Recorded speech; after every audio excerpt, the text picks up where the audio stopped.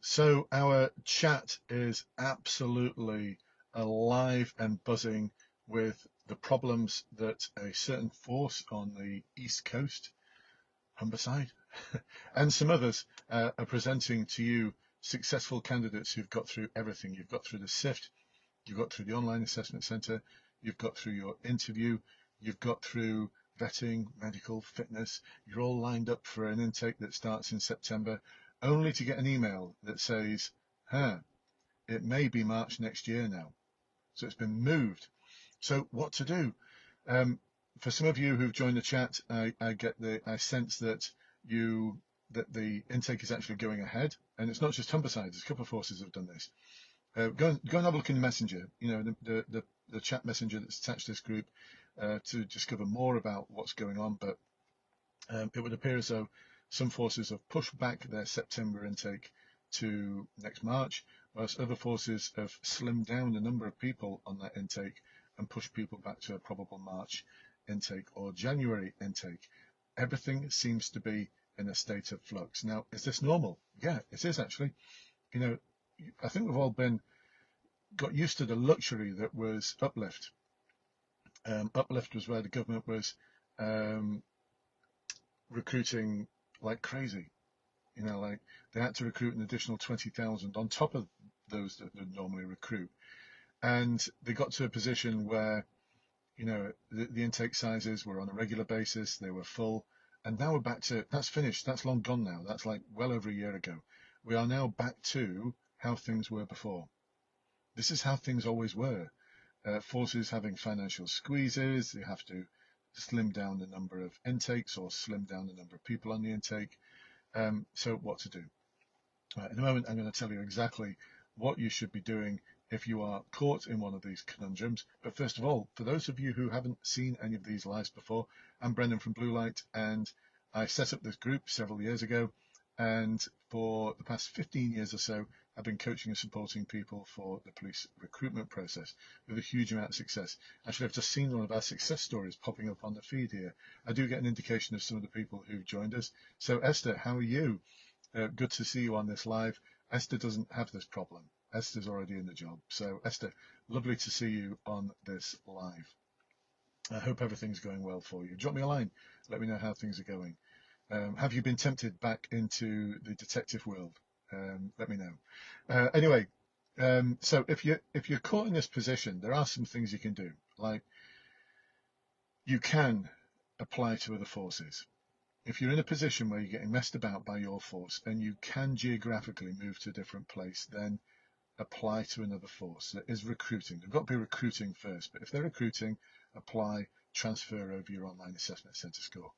Now, you may find that the force you're applying to doesn't like you doing that. Well, guess what? You don't have to tell them. You're under no obligation whatsoever to tell them that you're actually applying to another force. We've had in the past one of our clients apply to 5 forces at the same time. This was post online assessment centre. You've got to get that out of the way first. It's 5 different interviews to have, and I think she had 4 of them. And after that, she just picked one. She just like, I like that force, but I'm still going to pick it. So that can be done, although you may have problems in respect of transferring over your result. So to get the formal result from one force to another, you've got to notify, or the other force has got to notify that other force that you're applying to join them. And at that point, the original force may turn around and drop you like a ton of bricks because there's a queue of people behind you. So they would much rather have someone who's absolutely committed to joining their force, even though it may be months, several months, or longer. Like Humberside Police that have just done this, fairly sure it's Humberside Police. If it's not, do correct me and I'll redact that. But I'm sure I read it was Humberside Police in the chat. Humberside Police have done this before. They've got previous convictions for this. One of our clients years ago, before Uplift, waited 3 years, yet seriously, 3 years for a place, which was just insane. They actually wrote to me to say, I've got my intake date now. I start next month. I could have got a degree. I could have gone to university and got a degree in the time it's taken me to apply and actually get in. So hopefully it never gets that bad again, because that was just insane. It really was. The talent pool was massive. Now, if you're at the start of the process, you know, following what people have said in the chat and my own experience of coaching and supporting people for this process, forces will choose to put people in the intake based on their score. So you're aiming for a high score, folks. You're not aiming for just a pass now. You're aiming for a high score to make sure that you get selected. The other thing you can do is to make sure that you're selection ready.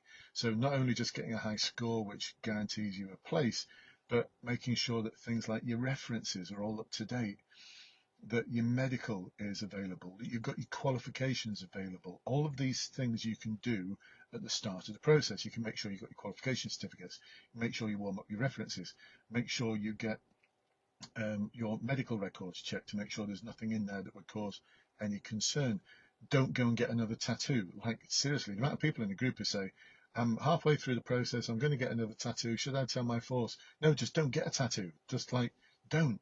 Because it could jeopardize, that tattoo could be the thing that jeopardizes your intake and start date, because they've got to make a determination as to whether that tattoo is acceptable. And don't think that's going to happen overnight. Like, things like that and vetting appeals go to the back of the queue. You could be waiting months. And that's the one thing that could stop you going into a certain intake, is they need to review your tattoo. Don't think there's a huge bank of people there just at your beck and call. You know from experience and being in this group that police forces are absolutely terrible at keeping in touch with you and letting you know what's going on. So hopefully that's been helpful for you all. It's like I thought, whilst I'm in the car running some errands, I'll do a quick live for you because it just seems pertinent and the chat just seems to be alive with all of this type of problem. A big invitation to you as well. It's a Tuesday today. Tomorrow evening, Wednesday, 6 o'clock, I'll be running my Insider Circle. It's available for anyone. Anyone can join it. After that, at 7, I'll be doing my Ask Brendan Anything webinar, which is only for our Academy members. So that's where I go really, really deep into any aspect of the police recruitment process you might be struggling with. But the Insider Circle is just for you. It only gets advertised inside this Facebook group. It's open to all of you. It's completely free. And I normally formulate the agenda on the day, actually on the time.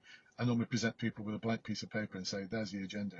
Although tomorrow I've got a few things that I'd like to cover, just some of the things that you've been asking about inside the Facebook group. Things like structure, how to have the best structured approach to rear-facing questions, forward-facing questions. The detective process seems to be flummoxing so many of you. Briefings, how to do the briefing, how to do the written exercise, how to do the role plays as part of the detective process. So I'll be covering those sort of things off and anything else, including this conundrum. So hopefully useful for you, everyone. If you've got any questions, either message me or ask in the comments below. Even if you're watching this on the recording, please do ask questions and I will get back in touch with you. If you're watching this on YouTube, again, in the comments below and in the description, you'll find a ton of links, useful links, including how to join the Academy and how to join this amazing Facebook group that I'm speaking in at this moment in time. So for all of you, for those of you who are serving at the moment, you're police officers, Esther and others, stay safe, look after each other, and use the F word a lot. Yes, ask each other about how they're feeling and check in with your own feelings. Ask yourself this question on a daily basis. What does my human need today? What does my human need to be the best and happiest version of myself? And then do whatever your heart and soul and mind tells you to do. Your little human knows best. And ask each other how they're feeling, especially after traumatic incidents. There's not enough of that going on. And for those of you who are looking to join the police, I doff my cap to you. You're going to join the best job in the world. I'll see you on the other side. Take care. Bye-bye for now.